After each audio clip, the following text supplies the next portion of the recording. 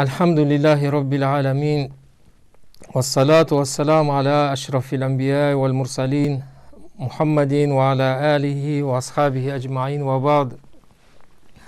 Assalamu alaikum wa rahmatullahi wa barakatuh. Құрметті телекөрермендер, Алланың елшісі пайғамбарымыз Мұхаммад саллаллаху алейхи вассалам хадис шарифінде бұлай бізге насихат айтады. Күллу лахмин набата мин харамин фаннару аула би. Әрбір харам нәрседен, арам жолмен көріктенген, өскен ет тозаққа лайық болады. Харамды жас кезінен жеген адам үлкен болған кезде тозақтың амалын істейді екен, сондай мағынасын білдіреді осы хадис. Хадистің шархында харамды әрдайым жеген, істеген адам бала кезінен өскенде де күнә істерге бейім болады, және сол күнә істерді істеп кетеді екен. Осы харам мен халал жайында мынандай қисса келеді. Ол оқиға болған хикая. Сол хикаядан бір білім талаба жайында атақты белгілі Аль-Асқар мешітінде, университетінде оқыған талаба жайында бір хикая келеді. Аль-Асқар мешітінде білім ордасына айналдырған, мұсылмандар сүннеттердің білім орталығын жасаған ол атақты біздің ата-бабамыз Сұлтан Бейбарс рахимахулла. Сол білім орталығында 4 мектеп сүннеттер мазхабы білім алып жүрген бұрынғы заманнан. Енді тарих бойынша ең аз мазхаб болатын, саны бойынша ең кішкентай мазхаб Хамбали мазхаб болғандықтан, Хамбали мазхаб үшін шәкірт ақында көбірек төлеген сол жерде. Себебі сол мазхабты да жойылмасын деп, сондай мақсатпен, жақсы мақсатпен Хамбал мазхабпен оқитындерге сол Аль-Асқарда арнайы артық шәкірт ақыны төлеген.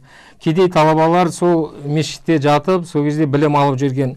Сонда бір білім талаба бір күні мешіттің бір бөлмесінде ашқан кезде қараса туралған нанды көргенде, бірақ аш болғанда, ақшасы жетпей аш болған кезде сол нанға тиіспей нанды қалдырады екен. Өйткені нан басқа біреудің үлесі болғасын, маған ол рұқсат етілмеген, біреудің үлесін мен жей алмаймын, бұл адал болмайды. Соны тастап, Құдайдан қорқып, сондай адал ғана рұқсат етілген нәрсені ғана жеймін деп, сондай мақсатпен тастайды екен. Кеш болған кезде, кешке имам ұстаздары шәкірттер жинап бір қонақ келді мешітке. Қонақ адам, әйел кісі өзінің қызында келді екен, және сол мен осы қыз баламды осы жерде білім талабаға тұрмысқа шығарайын деп едім. Имам ұстазға айтады екен. Сонда имам ұстаз осын жаңа шәкіртті Құдайдан қорқан, харам нәрседен өзінді тыйған соны ұсынады екен. Осыны ұсынам, осы балаға беріңіз қызыңызды.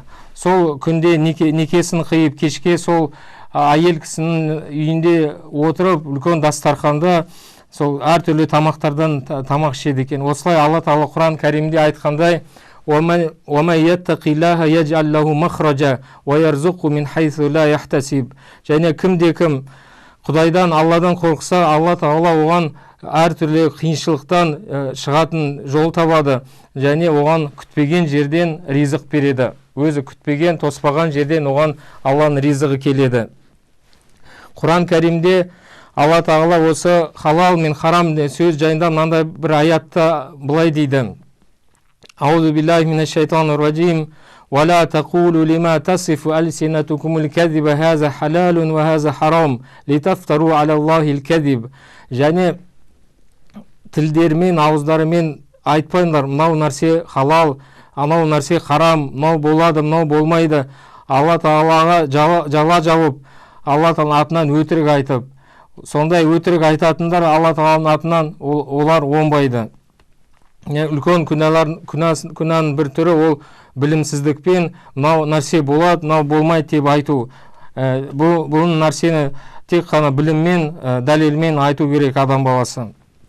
Және кейбір адамдар осы өмірде тіршілігінде ризыққа, жақсы ризыққа, дүниеге қол жеткізем деп арам жолдарға барып, харам жолдармен сол ризықты кәсіп етіп, сондай жолмен кәсіп етіп, сол нан табады екен. Себебі қорыққаннан осылай өйтпесем ақшам болмайды, нәсібе маз болады деп ойлайды екен.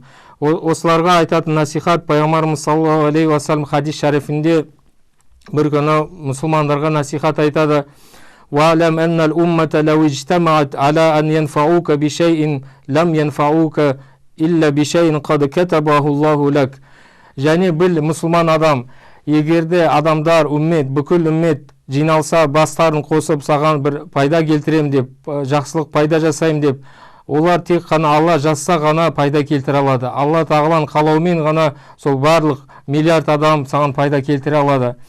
«Валау иджтамау аля ан ядуррука лам ядуррука бишайин илля ма катабаллаху лак». Және сондай-ақ, егерде олар саған бір зиян келтіруге бастарын қосса, барлық адамдар, онда Алла тағала жазбаса, оны тағдырда Алла қаламаса, олар ешбір зиян келтіре алмайды. Бүкіл нәрсе, жақсылықта, жамандық бір Алла тағаланың қолында, мұсылман адам ұмытпау керек. Сондықтан ризықта Алланың қолында, арам жолмен ешқандай жақсы ризық болмайды. Ол жолмен тек қана күнәға батып, ертең берекесінен айырылады сол малынан. Пайғамбарымыз саллаллаху алейхи уассалам осылай адалдыққа сахабалар, жолдастарды үйретіп, бір кезде мынандай жұма уағызында мынандай сөздерді айтады: бір адамға мансап беріп, оған жұмыс тапсырып, осы сен барып осындай біздің бір жұмыс атқарасың, сол үшін саған жалақы төлейміз, жалақы тағайындаймыз. Сол адам келеді екен, және сондай бір дұрыс емес нәрселер істейді. Пайғамбар саллаллаху алейхи уассалам сол жайында бір жұма уағызында айтады: пәленшелерге біз жұмыс тапсырамыз, жұмыс береміз, оларға жалақы тағайындаймыз. Олар бізге келеді, сол жолдан келеді, және айтады: мынау сендерге осы жұмыстың әкелген, осы сендердікі осы, ал мынау маған өзіме жеке берді адамдар, жеке маған сыйлық ретінде берген. Ол неге олай істейді деп Алланың елшісі айтады: үйде отырмады ма, ендеше ешқандай жұмысын жасамай, мынандай мансапты отырмай, үйде отырып көрсін, қалай оған біреу беремі, сондай сол кезде оған әкелемі біреу сондай сыйлықты, басқа беремі бір дүниені. Осы жерде Алланың елшісі сол алдауға болмай, тек қана өзіне бұйырған нәрсені хақымен ғана адам малын алу керек. Және сол бір сахаба олжада, сондай ғазаватта бір кезде олжада өзіне бөлек, үлестен бөлек өзіне алып алған кезде бір-екі затты артынан ақталып айтады екен: мынау жай ғана бір-екі бау ғой, бір нәрсе, жай бір ұсақ нәрселер дегенде, Алланың елшісі саллаллаху алейхи уассалам оған: ширакун ау ширакани миннар, бұл жаңағы не, екі бау дейсің ба, бір-екі бау тозақтың бауы деп, сол сен өзіне алған нәрсе тозақ отының несін, өзінен нәсібесін алдың. Алла тағала субхану ва тағала Құран кәрімде: «Уамай яғлул яти бима ғалла яумал қияма». Және кімде-кім алдаса, алдап, жемқорлықпен өзіне мал тапса, Алла тағала ертең қиямет күнінде сол жеген нәрсемен келеді екен. Бір хадис шарифінде пайғамбарымыз саллаллаху алейхи уассалам былай дейді: «Ликулли ғадирин ливаун яумал қияма». Әрбір аманатқа қиянат жасаған, сенімді ақтамай алдаған адамға жалау беріледі қолына. Қиямет күнінде адамдар бәрі сол адамды сол жалау арқылы таниды екен: мынау адам аманатқа қиянат еткен, өзінің жұмысында адал жасамаған адам, адамдардың хақысын жеген деп, содан білінеді. Осындай қорлыққа ұшырайды адам. Және осы үлкен халал мен харамға айтқан кезде кейбір адамдар үлкен бір харам амалды жасайды екен, күнә. Ол ғалымдармен, ислам ғұламаларымен дұшпандық жасап, соларға тіл тигізіп, сөгіс айтады. Хадис құдсида: «Инна Аллаху та'ала қала, мән ада ли валиян фақад адантаху бил харб». Кімде-кім менің досымен маған жақын пенде болған досымен дұшпандық кетсе, мен онымен соғыс жарияладым. Имам Навауи рахимахулла Ат-Тибьян фи адаби хамалатил Құран кітабында мынандай сөздері келтіреді. Имам Абу Ханифан және имам Шафи рахимахумулла сөздерін келтіреді. Екі имам былай деген екен: ин лам якунил уламау аулия Аллахи фалайса лиллахи вали. Егерде ислам ғұламалар Алланың достары болмаса, ең жақын достар, онда кім досы ендеше? Алланың досы кім екен? Одан басқа досы бар ма екен? Егерде ғалымдар, ислам ғалымдар сол Алланың досы болмаса. Хафиз Абу Қасим ибн Асакир рахимахулла ғалым осы жайында басқа өз сөздеріне мынандай сөздерді келтіреді. Э'лам я ахи ваффаканаллаху ва ияка лимардатихи ва жа'алана мимман яхшаху ва яттақи хаққа туқати. Бауырым, Алла Тағала бізді және сені да разы ететін, Алладан разылық табатын істерген тауфиқ жәрдем берсін, және бізді өзінен қорқатын тақуа құлдардан, шынайы қорқатын құлдардан етсін бізді. Анна лухумал уламай масмума. Ғалымдардың еттері улы. Ғалымдарды сөз еткен мен соларды ғайбат айту, бұлардың еттерін жеу, Құран тілімен айтқанда: وَلَا يَغْتَبْ بَعْضُكُمْ بَعْضًا أَيُحِبُّ أَحَدُكُمْ أَن يَأْكُلَ لَحْمَ أَخِيهِ مَيِّتًا فَكَرِهْتُمُوهُ. Бір-біріңді ғайбаттамаңдар, сыртынан жамандамаңдар. Бауырының еттерін жегілерін келе ме, оны ұнатпайсыңдар. Әрине, осылай ғалымдардың еттерін жеу, оларды сөз етіп жамандау, бұл өзіне ушкенмен бірдей адам, өзіне үлкен зиян келтіреді ол адам. Ваадатуллахи фи хатки астари мунтақисихи маълума. Және Алла Тағаланың заңы осындай ғалымдарға тіл тигізген, соларды құрметтемеген адамдар жайында белгілі. Олардың жазалауда Алла Тағаланың заңы белгілі.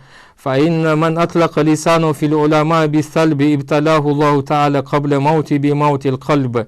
Кімде-кім ғалымдарға тіл тигезсе және соларды жамандап тіл тигезсе, Алла Тағала ол адамға өлмей тұрып, ажал келмей, он жүрегінде өлі қылады. Жаза ретінде он жүрегінде өлі етеді. Соған дәлел ретінде Алла Тағаланың сөзін келтіреді Құранда: فَلْيَحْذَرِ يُخَالِفُونَ عَنْ أَمْرِهِ أَنْ تُصِيبَهُمْ فِتْنَةٌ أَوْ يُصِيبَهُمْ عَذَابٌ أَلِيمٌ. Және сондай Алланың әміріне қарсы келетіндер, бағынбайтындарына байқасын, сақ болсын, оларға бір бәле келуден, сынақ және ауыр азап келуден. Осындай адам халалды іздеп жүрген, харамның өзде тыйған адам дұғасы да қабыл болады. Осы жайында Алланың елшісі саллаллаху алейхи ва саллям хадис шәрифінде бізге: кам мин ашғаса ағбара зи тамрайни ла юъбаху бихи лау ақсама алаллахи ла абарра. Қанша сондай адамдар бар, үсті басы шан адамдар, оларды елемейді, керек етпейді. Кейде жай қарапайым адамдар, ешкім оларды керек қылмайды адам, бірақ дұға етсе, Алладан сұраса, Алла Тағала оларды тыңдап, олардың дұғаларын қабыл етеді. Және керісінше бір адам осындай халалды іздемеген, харам амалдарды істеген, харамды жеген адам жайында Алла Тағала басқа хадис шәрифінде мынандай айтылады: ар-раджулу ютилу сафара ашхаса ва ағбара мат'амуху харам. Сондай бір адам ұзақ сапарда жүреді, сапарда жолаушы болып, үсті басы шан, сапарда бейнет көріп қиналып келеді, және оның жегені бірақ харам нәрсе, жегені адал емес. Ва машрабу харам, ішкені да адал емес. Ва гуздия бил харам, және жас кезінен, бала кезінен харам нәрселерді жеп жүрген адам. Ярфу ядайхи ила самаи яқулу я рабб, және сол адам аспанға қолдарын, алақандарын жайып дұға етеді, дұға етіп сұрайды: Раббым, Раббым деп дұға жасайды. Фәәнна юстаджабула. Ондай адамның дұғасы қалайша қабыл болады? Харам жеген, харам нәрсе мен өскен адам, оның дұғасы қалай қабыл болады? Сондықтан әрбір мұсылман адамның бұл өмірде бір білетін нәрсенің, Алла Тағала иман келтіруден кейін осы нәрсе халал мен харамды нәрсе білу, парыз бен не нәрсе парыз, не нәрсе харам деп, сол күнәмен бәрін білім іздеу керек.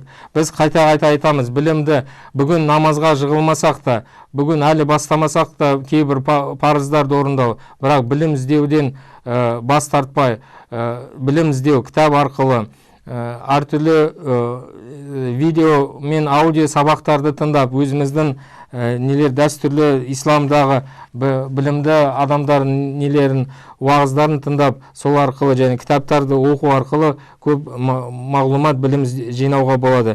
Кейбір үлкен кісілер мысал ретінде осында бір кітапты оқыған кезде, діни кітап, артынан бір өкінішпен айтады, әттең жас кезінде маған ешкім айтпаған екен, осындай бір күнә бар екен, оны мен білгенде олай үйтпеші едім. Мысал ретінде біреулер баланы түсіру деген нәрсе бар, аборт жасау деген адамдар бар. Соны білместіктен адамды өлтіреді осылай. Білімі жоқ болғандықтан осындай күнәға батады. Егер білсе, ондайға бармаушы еді. Омар ибн Абдул Азиз 5-ші халифа рахимахулла жайында мынандай хабар келеді. Бір күні Омар ибн Абдул Азиз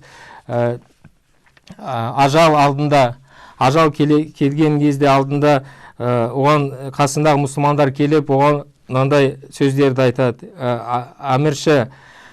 Амирул муъминин, муъминдердің әміршісі, сіз енді балаларыңызға не қалдырасыз, қандай мұра қалдырасыз, мирасты қандай қалдырасыз дегенде, Омар бин Абдул Азиз айтады, маған әмірші демеңдер, мен мынау дүниемен қоштасудамын, және ақиретте дайындалып тұрмын, жай Омар деп айтыңдар, мен қазір жай адам болдым. Және мұра жайында сендерге мынандай жауап: егерде менің балаларым Құдайдан қорқатын ізгі құлдар болса, тақуа болса, онда бұларға мұра не қажеті бар? Алла Тағала Құран Кәримде айтады: "Ва ма яттақиллаха яджаллаху махраджа ва ярзуқу мин хайсу ла яхтасиб". Және кім Алладан қорықса, оған әртүрлі қиыншылықтан шығатын жол табады, және күтпеген жерден оған ризықты береді. Ал егерде олар күнәһар болса, ертең күнә істейтін адамдар болса, ұрпақтарым, онда мен бұларға мал дүние қалдырып, күнәға көмектескім келмейді. Өйткені олар сол мал дүниемен ертең күнә жасауы мүмкін, ол да зияны маған да тиеді. Осылай жауап береді екен.